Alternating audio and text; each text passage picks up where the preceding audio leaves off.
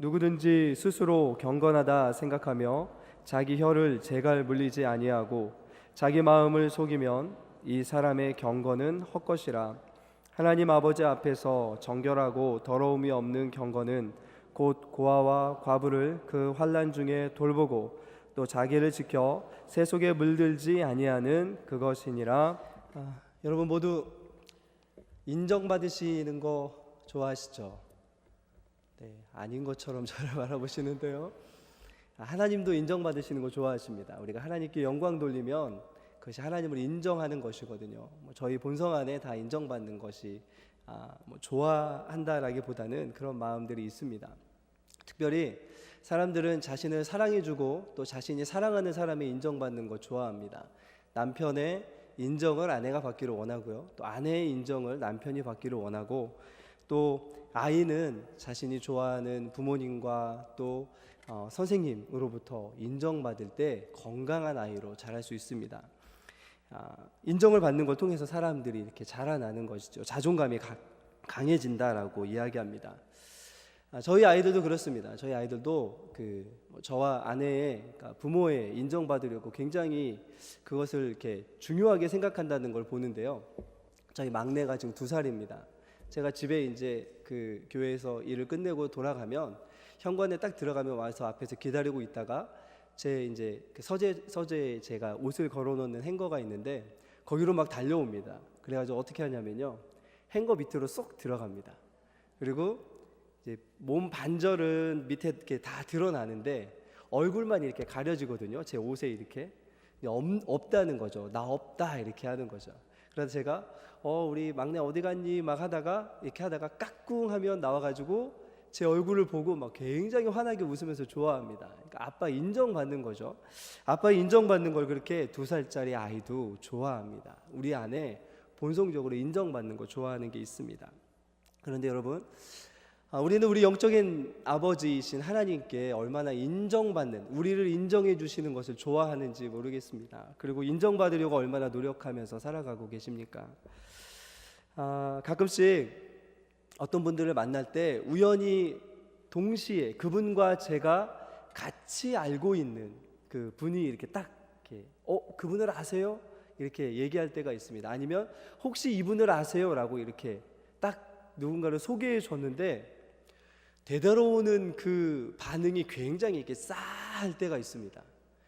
알긴 아는데 뭔가 좀 이렇게 뭔가 이상한 그런 느낌을 받을 때가 있습니다. 여러분 혹시 그런 적 있으십니까? 가끔씩 그런 적이 있습니다. 저는 굉장히 이분 좋죠 라는 의미로 이렇게 싹 소개를 해드렸는데 제가 얘기한 그분은 굉장히 좀 이렇게 다른 반응으로 저에게 보일 때가 있습니다. 그럴 때마다 저도 좀 많이 이렇게 생각합니다. 어디 가서 누군가가 나를 이렇게 소개했을 때 이런 반응 나오면 안 되겠는데 라는 생각을 좀 하게 됩니다. 저희가 인정받는다는 것 참 중요하고 또 하나님 아버지께 인정받는 것이 얼마나 중요한지를 누구나가 다 잘 알고 있습니다. 우리가 하나님 앞에 어떤 그리스도인으로 살아가고 있는가를 늘 깊이 고민하면서 살아가야 되는데요, 2가지 그리스도인의 모습이 있는 것처럼 보입니다.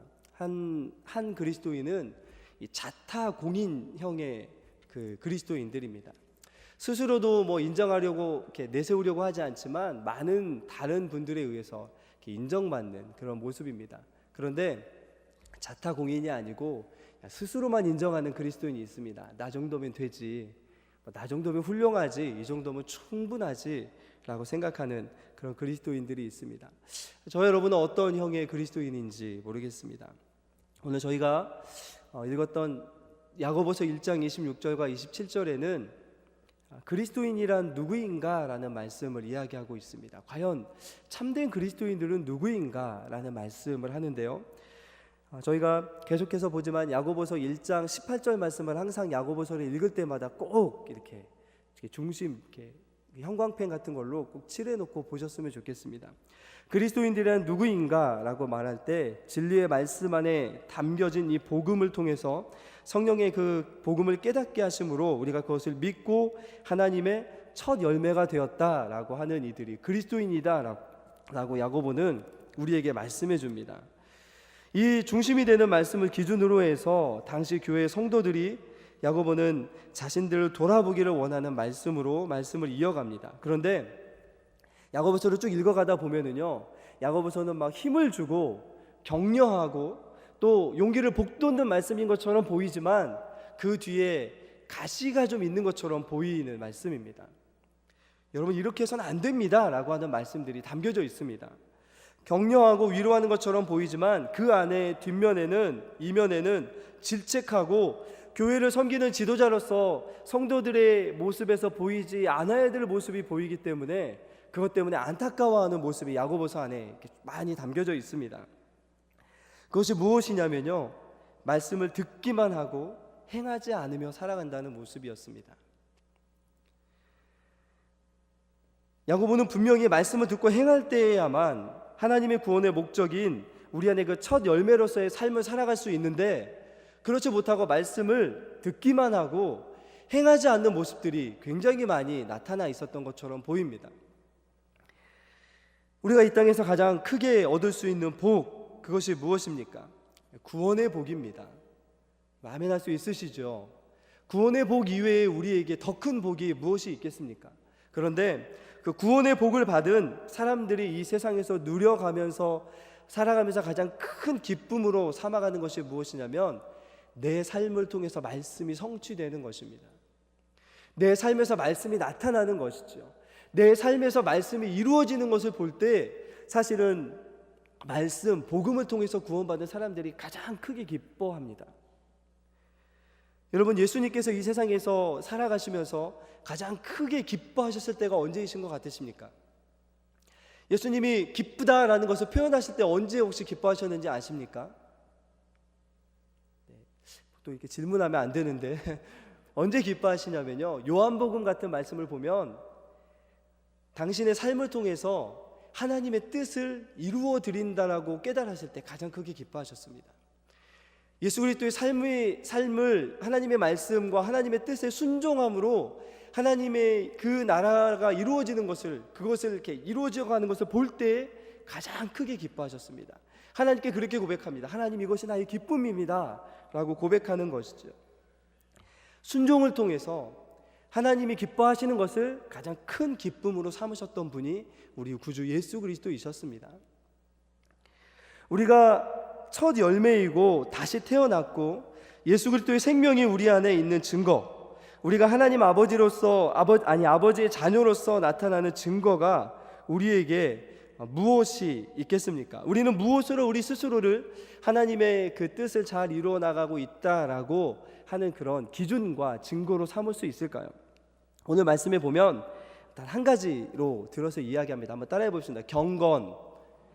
경건을 통해서 알 수 있다라고 이야기합니다.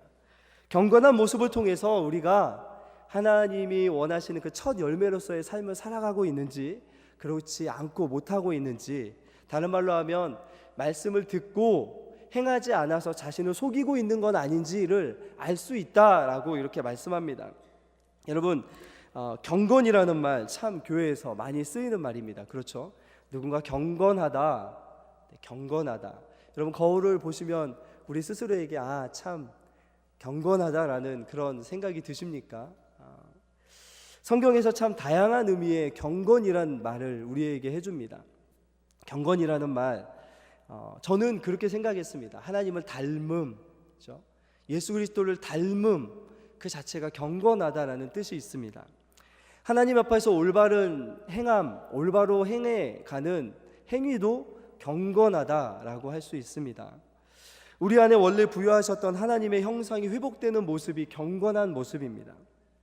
그런데 여러분, 오늘 말씀에 교회 안에 두 가지 경건한 모습이 나타난다라고 말씀하고 있거든요. 우리 26절을 먼저 한번 읽겠습니다. 26절입니다. 같이 읽습니다. 시작. 누구든지 스스로 경건하다 생각하며, 거기까지만 읽겠습니다. 교회 안에 어떤 경건한 모습이 나타나냐면요, 스스로 경건하다라고 하는 경건이 나타납니다. 그리고 27절 말씀을 볼까요? 자, 27절입니다. 같이 읽겠습니다. 시작. 하나님 아버지 앞에서 정결하고 더러움이 없는 경건은 이라고 되어 있습니다. 하나님 아버지 앞에서 경건한 모습이 있다라는 것이죠. 하나님이 보시기에 경건한 모습이 있다라는 것이죠. 스스로 나는 경건해 라고 이야기하는 경건한 모습이 있고, 또 하나는 하나님이 정말 인정해 주시는 바른 그런 경건의 모습이 있다라고 하는 그런 모습을 오늘 야고보가 우리에게 말씀해 주고 있습니다. 그런데 여러분, 오늘 26절 말씀에 보면 누구든지 스스로 경건하다라고 생각할 수 있다라는 것이죠. 누구든지 스스로 하나님을 나는 닮았다, 누구든지 스스로 나는 하나님이 원하시는 모습대로 살아가고 있다라고 생각할 수 있다라고 말하고 있습니다. 그런데 오늘 저희가 보았던 이 26절에 경건이라는 말은 디모데후서나 또 로마서나 이런 데서 나오는 경건이라는 말과는 좀 다른 말입니다. 디모데후서나 이런 데서 보면은 경건에 이르기를 연습하라, 경건에 유익이 있으니 범사에 유익하다라고 하는 이 경건이라는 말과요, 오늘 우리가 보았던 이 경건이라는 말은 원래 다른 말입니다. 오늘 저희가 보았던 이 경건하다라는 말은, 오늘 여기에서 나오는 경건은 다른 말로 바꾸면 종교적이다라고 바꿀 수 있습니다. 원래 그 원어에 종교적이다라고 되어 있습니다. 무슨 이야기냐면요, 이런 것입니다. 야고보가 왜 여기서 지금 경건이라는 말을 이야기하고 있냐면, 교회 안에 스스로 나는 경건하다라고 이야기하는 그 사람들의 그 삶에 어떤 모습이 있었냐면 종교적인 모습이 있었던 것이죠. 의식적으로 무엇인가는 열심히 하는 모습이었습니다. 어떤 외적으로, 의식적으로, 행위적으로는 무엇이든지 빠짐없이 열심히 하는 모습이 있었습니다. 종교적인 모습입니다. 그것의 지인위를 떠나서 기도에 빠지지 않는다든지, 예배에는 빠지지 않는다든지, 헌금을 열심히 드린다든지, 어떤 이런 외적인 모습, 종교적이라 할 수 있는 형식적이고 의식적인 모습이 있었던 것이죠. 그런데 오늘 야고보가 그것에 대해서 지금 반박하고 있는 것이죠. 외적으로 사람들이 보기에, 믿지 않는 사람들이 보기에도 굉장히 종교적이고 무엇 하나 빠짐없이 종교적으로 보일 수 있는 그런 형식적이고 외식적이고 의식적인, 외적으로 드러나는 그런 경건하다라고 할 수 있는 그런 모습들이 나타날 수 있다, 그런 모습들이 인정받을 수 있다라는 것을 물론 처음에 인정하고 들어갑니다. 그런데 스스로 그것들을 가지고 스스로 경건하다고 한다면 그것은 올바른 모습이 아니다라고 하는 것을 지적하려고 하고 있는 것이죠. 왜냐하면 오늘 그것을 지적하려고 이 야고보는 먼저 이야기하려고 하는 것이 있습니다. 우리 26절을 한 번만 더 같이 읽겠습니다. 26절입니다. 같이 읽겠습니다. 시작. 누구든지 스스로 경건하다 생각하며 자기 혀를 재갈 물리지 아니하고 자기 마음을 속이면 이 사람의 경건은 무엇이라고요? 헛것이다 라고 되어 있습니다. 다시 말하면 겉으로 보기에 종교적인 많은 어떤 것들을 빠지지 않고 끊임없이 계속해서 행하는 모습이 경건한 모습인 것처럼 보일 수 있다라는 것이죠. 그런데 야고보는 그것이 경건이 아니다라고 하는 것을 지금 드러내려고 합니다. 첫 번째, 참된 경건이 아닌 헛것처럼 보이는 아무런 유익이 없는 경건, 그것이 어떤 경건이냐면요, 자기의 혀를 재갈 물리지 않는다면 그 경건은 아무리 종교적인 모습이 삶에서 나타난다 할지라도 그 경건은 헛것이다 라고 말하고 있습니다.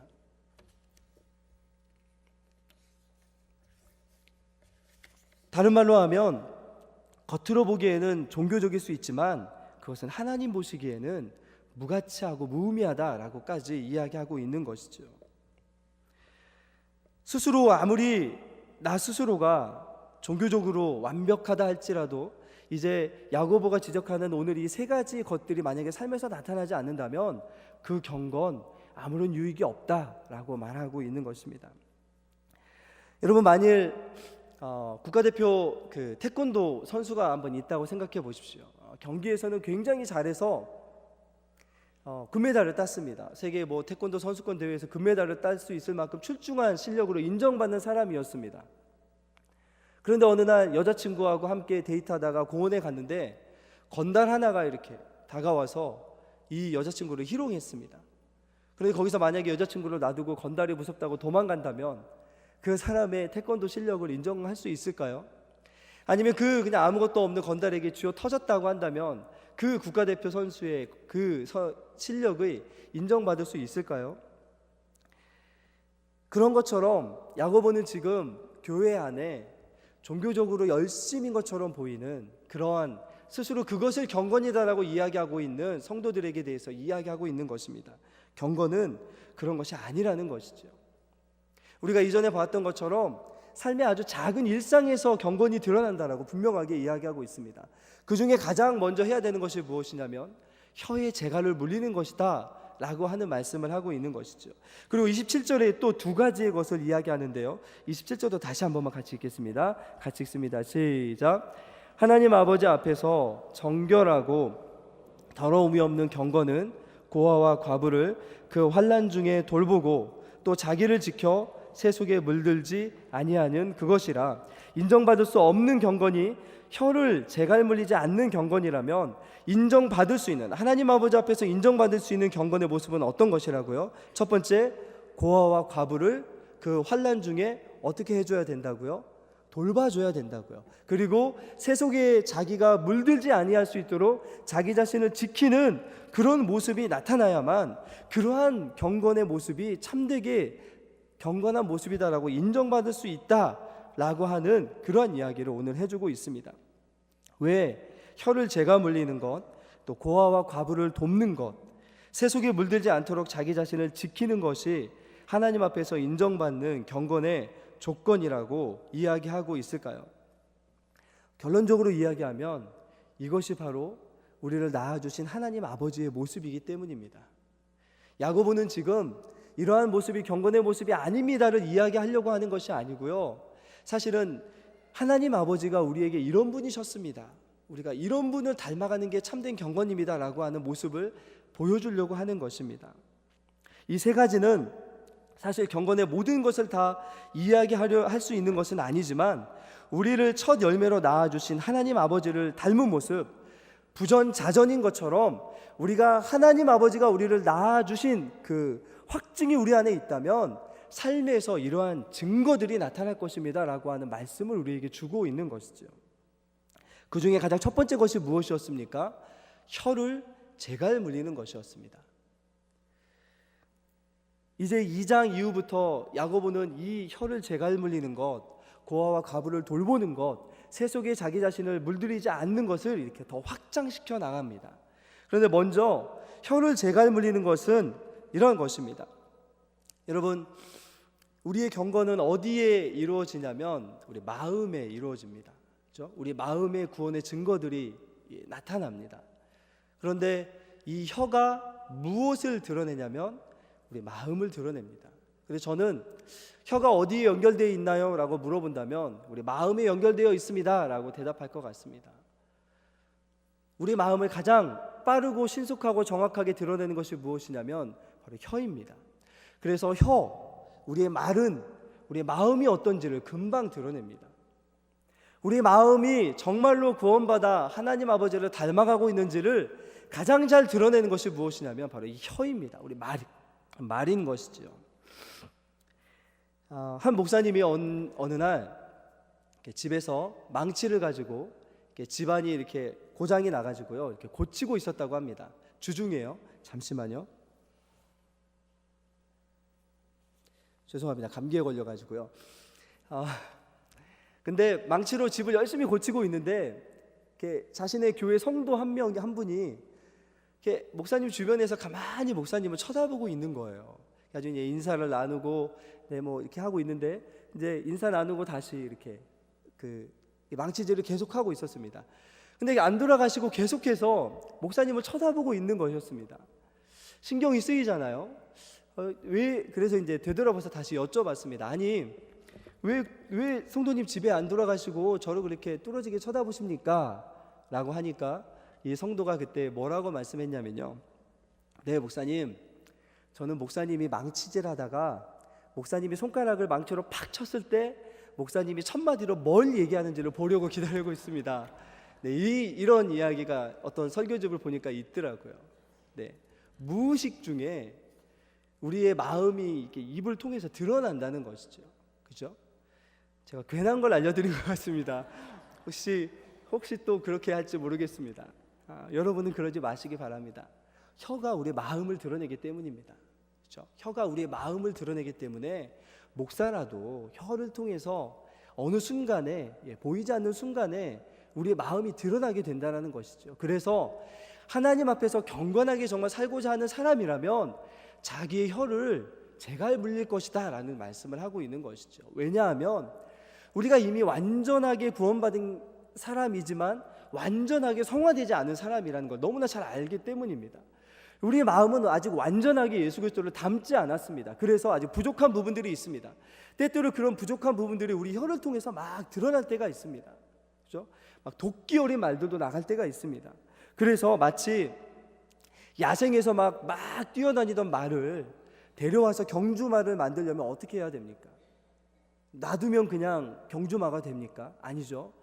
제갈을 물리고 고삐를 잡고 훈련시켜야 되듯이 이 야고보는 혀를 제갈 물리는 것이 아니라 우리 마음을 제갈 물리라는 것이죠. 우리 마음을 훈련하라는 것이죠. 그렇죠? 그것을 지금 이야기하고 있는 것입니다. 우리가 그렇습니다. 신앙생활을 오래 하다 보면 죄송한 이야기지만 저나 여러분들이나 종교적인 말들 굉장히 쉽게 나올 수 있습니다. 네, 제가 기도하겠습니다. 물론 본심이기도 하지만요. 네, 감사할 따름입니다. 감사합니다. 라고 이런 말들 많이 나옵니다. 제가 또 가끔씩 이렇게 하는 말이 상황에 맞지 않는 막 아멘, 상황에 맞지 않는 할렐루야 막 이렇게 외치면 저는 막 이렇게 막 거부 반응이 일어날 때가 있습니다. 그래서 잘 못합니다. 상황에 맞는 그 말을 하는 게 자신이 없기 때문입니다. 그런데 신앙생활을 오래 하다 보면 우리가 그런 만큼 성장하지 않았음에도 불구하고 종교적인 말을 갖다 포장해서 마치 우리가 그런 종교적인 사람인 것처럼 이렇게 할 때가 있습니다. 야고보는 우리에게 그것을 경고하고 있는 것이죠. 우리의 마음의 상태가 그렇지 않다면 제갈 물리는 것이 우선이지 마치 그렇지 않은 사람인 것처럼 포장하지 말아라는 것이죠. 그것은 참된 경건이 아니라고 이야기합니다. 여러분 혹시 틱장애라는 거 혹시 아십니까? 원인은 모르지만 이렇게 그 의지와 상관없이 이상한 행동들이 나타나는 그런 장애가 있습니다. 뭐 이렇게 눈이 저절로 깜빡거리거나 또 틱장애 중에 언어적인 틱장애가 있습니다. 예전에 한 그 프로그램을 봤는데 한 청년이 이 언어의 틱장애가 있었습니다. 그래가지고 친구들하고 막 있다가 자기가 전혀 의도치 않게 막 욕과 상소리가 막 친구들에게 막 쏟아져 나가는 거예요. 처음에 이 청년을 만나면 사람들이 얼마나 상처받는지 모릅니다. 막 전혀 막 처음 들어보는 그런 막 정말 이렇게 기분 나쁜 이야기들을 막 쏟아내거든요. 근데 이 청년 자기 의지대로 그런 게 아니고요. 이게 장애입니다. 통제가 안 되는 장애예요. 그래서 이 청년이 어떻게 했냐면요. 마스크를 쓰고 다녔습니다. 그렇죠? 이 말이 이렇게 하나라도 좀 새나가지 않게 하려고 마스크를 입에 쓰고 다니는 그런 모습을 본 적이 있습니다. 마찬가지입니다.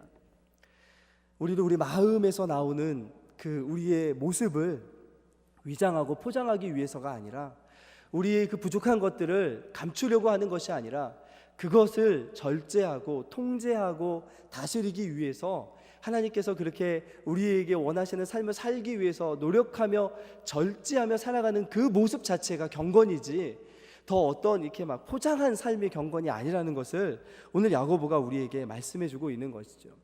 사랑하는 성도 여러분, 우리가 무엇으로 구원받았습니까? 우리는 우리의 행위나 우리 어떤 다른 것으로 구원받은 것이 아닙니다. 우리는 무엇으로 구원받았냐면 진리의 말씀으로 구원받았습니다. 진리의 말씀으로 구원받았다면 우리에게서 무엇이 흘러나와야 되냐면 진리의 말씀이 흘러나와야 되죠.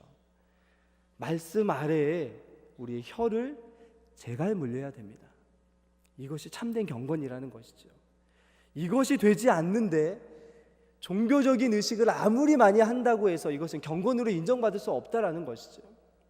이것이 되지 않는데 마음을 절제하고 혀를 절제하지 않는데 내 혀와 내 말 때문에 누군가가 계속해서 상처받고 내 말과 내 혀 때문에 누군가가 계속해서 마음이 상하고 기분 나빠하는데 와서 많이 기도하고 많이 교회를 섬기고 많이 무엇인가 한다고 해서 그것을 하나님의 경건으로 인정할 수 있겠느냐라고 하는 말씀을 오늘 야고보가 이렇게 이야기하고 있습니다. 그런데 여러분, 이런 모습이 야고보가 섬겼던 교회 안에 있었습니다. 그것도 많이 있었던 것처럼 보입니다. 우리는 어떠해야 될까요? 우리에게는 참된 경건이 어떤 모습으로 이 부분에서 나타나고 있는지 모르겠습니다. 여러분, 그리고 오늘 두 번째로 이 혀를 이야기한 후에 야고보는 고아와 과부를 돌보는 것을 오늘 이야기합니다. 고아와 과부를 돌보는 것이 왜 경건의 기준이 되겠습니까? 그것도 하나님 앞에서 인정받는 그런 경건의 기준이다라고 이야기하고 있습니다. 사실 이 고아와 과부를 돌보는 것은 고아와 과부라는 어떤 특정한 어떤 사람들만을 이렇게 찍어서 이야기하는 것은 아닙니다. 다른 어떤 부류를 이야기하는데요, 불쌍하고 어려운 이들의 대표격인 고아와 과부들입니다. 그런데 이런 이들이 환난과 고난 가운데 있다라고 이야기합니다. 얼마나 힘들고 어렵겠습니까? 그런데 여러분, 우리가 참된 경건이 우리 안에 이루어지고 있다면 고아와 과부들을 향해서 어떤 마음이 일어나야 될까요? 불쌍한 이들을 향해서 우리의 마음속에 어떤 마음이 일어나야 될까요? 하나님께서 오늘 말씀하시는 것은 하나님 앞에서 인정받을 수 있는 경건, 하나님의 구원의 목적을 이루어가고 하나님을 닮아가는 모습, 그것은 바로 이러한 이들을 돕고 섬기는 모습이 바로 참된 경건이다라고 말씀하고 있습니다. 왜 그러냐면요, 우리도 이렇게 이전에 불쌍한 이들이었기 때문입니다. 우리는 더 불쌍한 이들이었습니다. 영적으로 불쌍한 이들이었습니다. 로마서에서 사도 바울은 우리를 무엇이라고 이야기하냐면요, 로마서 1장 18절 말씀에 하나님의 진노가 불의로 진리를 막는 사람들의 모든 경건하지 않음을 대하여 하늘로부터 나타났는데, 로마서 5장 6절에는요 우리가 아직 연약할 때의 기약대로 그리스도께서 경건하지 않은 자를 위하여 죽으셨도다 라고 말하고 있습니다. 우리는 이전에 경건했던 자가 아니라 경건하지 않은 불쌍한 이들이었습니다. 진노를 받아야 됐고 하나님 앞에 그렇게 징계받아야 될 그런 불쌍한 이들이었다는 것이죠. 경건하지 않으면 하나님 앞에 절대 설 수 없는, 그것이 바로 하나님의 조건인데, 여러분, 그 경건의 문제를 누가 해결해 주셨냐면 예수 그리스도께서 대신 죽어주심으로 우리의 그 경건의 문제를 해결하여 주신 은혜가 우리 안에 있다면, 우리가 그렇게 불쌍한 그런 존재에서 구원받은 그 구원의 은혜가 우리 안에 있다면, 그 불쌍한 이들을 향해서 우리가 어떤 마음을 품겠느냐라고 하는 질문을 던져주고 있는 것이죠. 여러분, 불쌍한 사람들을 바라보면서 불쌍히 여기는 마음을 가지는 것이 경건입니다. 다른 어떤 많은 종교적인 것들이 우리 안에 가득 차 있는 것이 경건이 아니고요, 그것을 통해서 삶에서 불쌍히 여김받을 수 있는 사람들을 불쌍히 여긴 것이 바로 경건이다라고 이야기하고 있습니다. 지난주 수요일 날 제가 여기 용머리고개 쪽에 이제 수요예배를 드리러 차를 타고 오다가 제가 저희 아이들한테 이런 질문을 한 적이 있습니다. 여러분 스스로도 한번 이 질문에 한번 대답해 보시기 바랍니다. 예배를 오는 중인데, 얘들아, 만약에 저기 길가에 한 할아버지가 이렇게 쓰러져 있다면 너희들 가서 도와줄래, 도와주지 않을래? 라고 물어봤습니다. 저희 아이들이 뭐라고 대답했을까요? 저희 아이들이 저를 닮았습니다. 뭐라고 대답했을까요? 당연히 네, 감사합니다. 당연히 도와준다고 얘기하더라고요. 그다음 제가 다시 질문을 던졌습니다. 그렇다면 예배를 드리러 가는 도중에 예배 시간이 임박했는데 저기 만약에 옆에 한 할아버지가 쓰러져 있다면 너희들 도와줄래, 안 도와줄래? 제가 이게 여러분에게 드리는 질문입니다. 새벽 예배가 늦었는데 제가 예배의 기도자인데, 저처럼 예배의 설교자인데, 저 한 구석에 한 길가에 사람들은 그냥 지나치지만 한 할아버지가, 한 할머니가 노숙인이 쓰러져 있다면 여러분 어떻게 하시겠습니까? 네, 어떻게 하시겠습니까? 이 이야기를 하는 것이 누가복음 10장에 나오는 선한 사마리아인의 비유입니다. 구원받은 너희들은 어떻게 할래? 라는 질문을 하는 것이죠. 영생을 얻은 너희들이라면 어떻게 할래? 제사장이나 레위인처럼 예배를 핑계 삼아서 지나갈래? 아니면 선한 사마리아인처럼 여행 가다가도 돌이켜서 자기 자신의 물질까지 다 들여가지고 이 사람을 도와줄래? 영생을 얻은 사람이라면 도와주는 사람이야 라고 하는 말씀이 선한 사마리아인의 비유입니다. 하나님이 우리에게 이웃이 되어주기를 원하십니다. 불쌍히 여김받아야 되는 사람들에게 불쌍히 여기라고, 그들에게 불쌍히 여기는 마음을 가지고 가서 도와주라고 하는 것이 바로 하나님이 우리에게 원하시는 참된 경건의 모습인 것이죠.